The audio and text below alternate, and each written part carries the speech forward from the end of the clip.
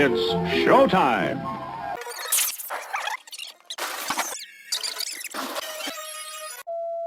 Eric, Tig. you have watched Twilight Zone, the movie. Yes, I watched the 1983 science fiction movie, The Twilight Zone. Boy, this one is really difficult for me to approach objectively because I grew up on The Twilight Zone. I was actually looking forward to you seeing this and talking to you about it. I was curious to hear what you thought of all of these because they're all remakes except for one, right?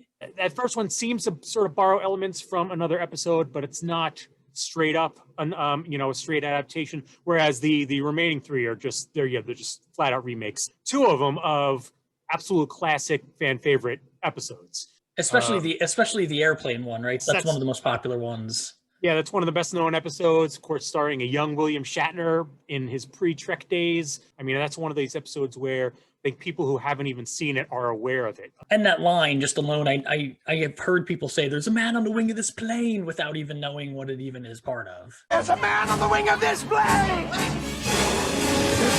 As a movie, The Twilight Zone, the movie, is a failure because there's nothing holding the different segments together. Usually an anthology will have sort of maybe thematic elements that string them together. There'll be something like that. This doesn't. Now, I understand that was the initial intention, was to have characters cross between them. But yeah, so the movie has no real cohesion. It's basically like you're watching 4 episodes of a television show in a row. Plus, they're very uneven. They get progressively better as the movie goes. The first is the worst. The second, which amazingly was directed by Spielberg, who was at the peak of his powers in 1983, is just really kind of schmaltzy trash. So saccharine. He's leaning so hard into the magical Negro trope. For anyone who's unfamiliar with the term, just look up magical Negro or magical Negro trope. It's sort of a long-running trope in fiction and in film. And this movie was just heavy with it, especially with every single shot of that guy. He's leaning into the camera to give you his wisdom. Still has a little magic left in him. And if you believe, I can promise to make you all feel like children. It's not really until the third segment, that the adaptations start to come into their own. Third one was directed by Joe Dante. I don't think that was a great adaptation of one of the best episodes. However, it does have a few really standout elements to it. Most especially, and I guarantee that this is something that you loved about it. It's probably the thing you loved about it, is the amazing puppetry. No, I swear to you, you'll like it.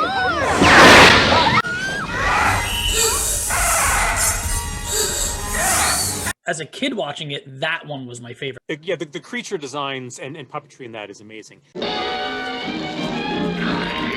And then the fourth one, which was directed by George Miller, who did the Mad Max movies, and of course, Babe, was a great adaptation. Excellent adaptation, really well done, very creepy, great makeup on the monster, and so on. So that's sort of my broad impression, which is that as a movie, it's pretty weak. But the adaptations, they get progressively better as it goes on until the very last one is excellent.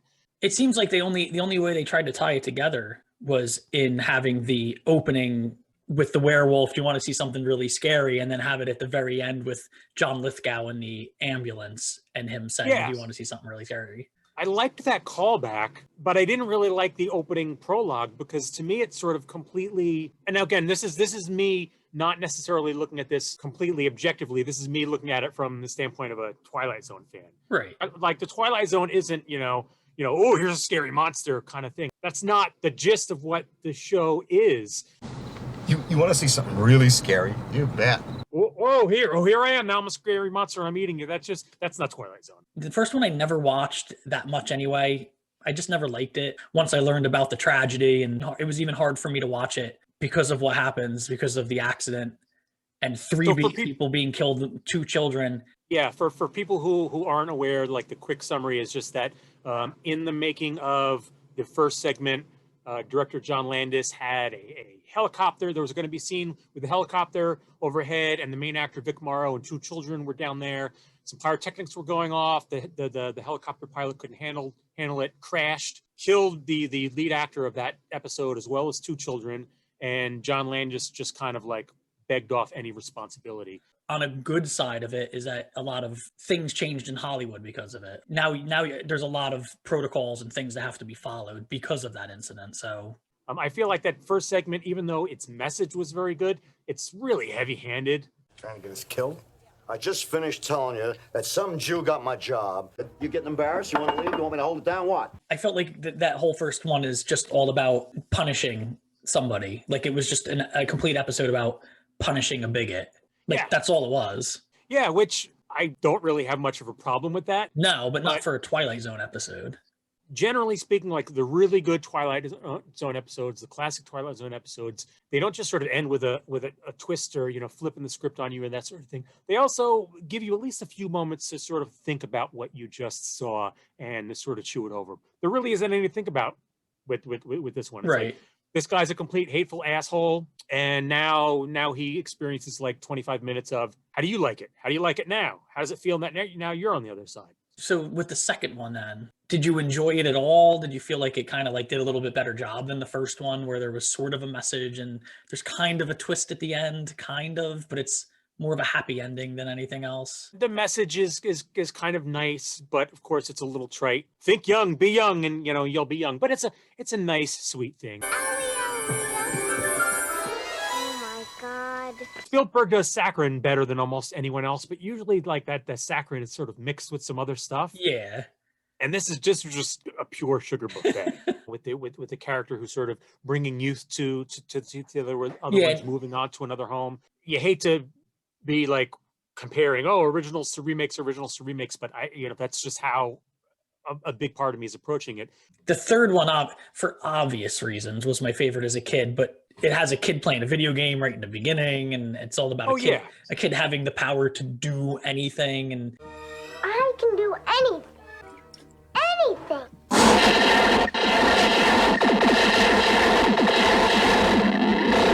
He's he's living in this house. He's watching cartoons all day. He's eating like cheeseburgers with peanut butter on them and stuff. Peanut butter. It's good that way. I think it still holds up good now. I think everybody in it is really good. You don't know what's going on from the beginning. It does do a good job of sort of building the mystery. Clearly everyone's scared, but like on what the menace is. They know that there's something odd going on with this kid, but it takes a while for them to get into it. And then once they do finally touch on it, they just turn it up to 11. That's all I thought. Yeah, I did like Kathleen Quinlan in the lead, and Joe Dante's touch on all the cartoony stuff and the horror stuff and the puppetry stuff was really terrific. It has a happy ending that I'm not all too fond of. The original ending is dark. I was curious if the original ended that way. We'll help harness this power you have for good instead of evil. Yeah, there's this thing like, I'm going to be your teacher and I'm going to teach you how to use this and all that. And I don't know what that was even supposed to be. In the original, basically, he takes one of his relatives and he wishes them into the cornfield. And, in the end, he's still doing bad things and his family's just sort of like, it's good that you did that. Yeah, it's real good. It ends like that with them still kind of like all afraid of him. Yeah. The acting in the remake is a lot hammier. It's a lot over the top. Intentionally so, clearly. I mean, it's meant to be that way, which fits into the cartoon elements that are happening with the episode. But I do feel like the original episode, there's a lot more dread. I did enjoy that the cartoons on the TV were always either what the people were thinking or what was about to happen. Now you listen to me. Don't you dare bring one more thing into this house. Do you hear me? One more thing. Yeah, I agree. And with the sister, who is Bart Simpson, incidentally. Yeah, it was it's so hard to not hear Bart when she's talking. Now do you realize you'll never get out of here? You think it was an accident you came here? He made it happen. He brought you here, just like he brought us here. Like, for me, that episode really started to come into its own when, like, the special effects elements started to come in, because the puppets were just, like, maddeningly good. Like, so cool. So cool. Just again reminded me of how, like, I love CG and CG can do can do amazing things, but man, there's just something about those awesome, like, detailed practical effects like that just are captivating. The scene that always got me is, when she backs up and hits him with the car on the bike, even the diner, That scene, I slowed it down a couple times. Like, I'm pretty sure that's him on the Oh, bike. that would be cool if it was. It looks like him getting hit by the car, and I don't know how they did it. I don't know if he's on wires or something, but I don't know. That scene always fascinates me, how he just gets like drilled by the car.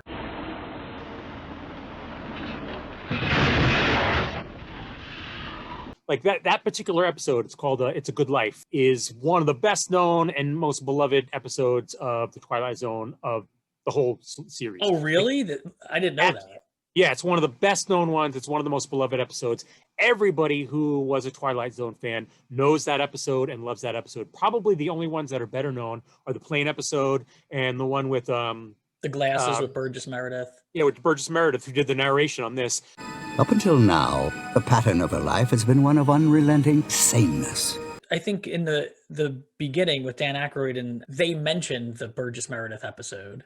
Yes, they do. Yeah. They mention it straight up in dialogue, which was a nice little wink and nod. God, remember the Twilight Zone with Burgess Meredith?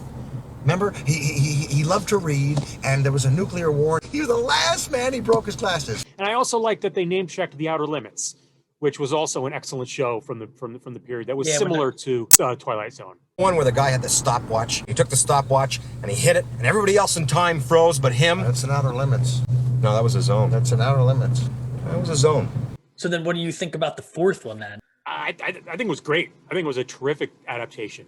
Lithgow is terrific. George Miller's camera work is really good. It's very claustrophobic. Like, great use of Dutch angles. I typically really hate Dutch angles because I think a lot of times they're just used willy-nilly.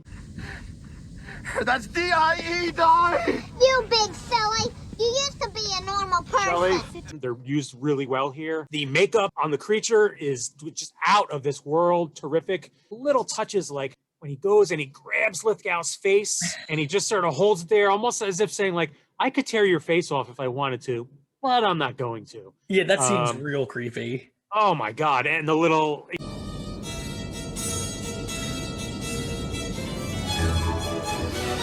Yeah, just all really, really good stuff. I mean, I think this was like the little girl was that perfect amount of obnoxious.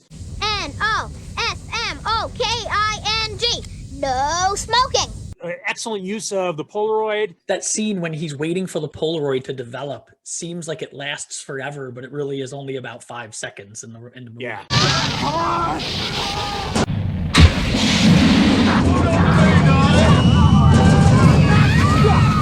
Whether or not you've seen the original one, like that segment will be enjoyable. Like you were saying too, with the way it was shot, when he opens the window after he's like sleeping and finally he can't wait anymore and he opens it and it's right there. When he falls back, that whole shot is so awesome because it follows him to the ground, but the way it follows him down to the ground is just such a cool shot. Yeah, there's really great energy in the camera. It's clear that Miller had some shit going on, and you can easily draw a line between that to like Mad Max Fury Road, decades later, where he just knows how to use that camera to great effect, and it really works here in like ramping up the tension and the horror and and Lithgow's panic. It was just really good stuff all around.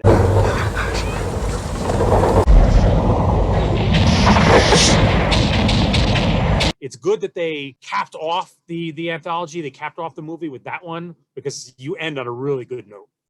I'm practically a hero. Would you believe that? I mean, to be fair, anthologies are tough. They're tough to do. You don't see very many anthology movies for a reason.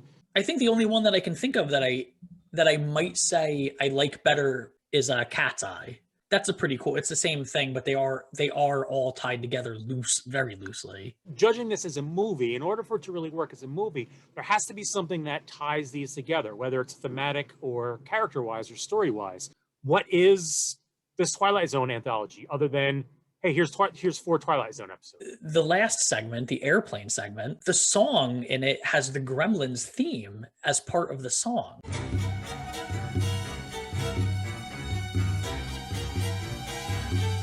I didn't even think that Gremlins didn't come out yet. The music for Twilight Zone, the movie, was done by Jerry Goldsmith, and Goldsmith was the composer for Gremlins. So okay, well there you go. He reused, a little bit, which that's kind of neat. But I'm glad that you got to watch it And I'm glad that we got to talk about it just because it's, like I said to you, because you're a big fan. So it was cool to hear your perspective. I'm not sitting here trying to do, a film critic analysis or something like that. I'm just, look, I'm a huge Twilight Zone fan, so that's the perspective that I'm coming from. And it's cool, and like half of this movie is definitely worth watching. All right, well, I guess that means it's time for me to throw a movie to you. All right, Tig, for you. Gonna go back to 1956. You're going to watch the original version of Invasion of the Body Snatchers.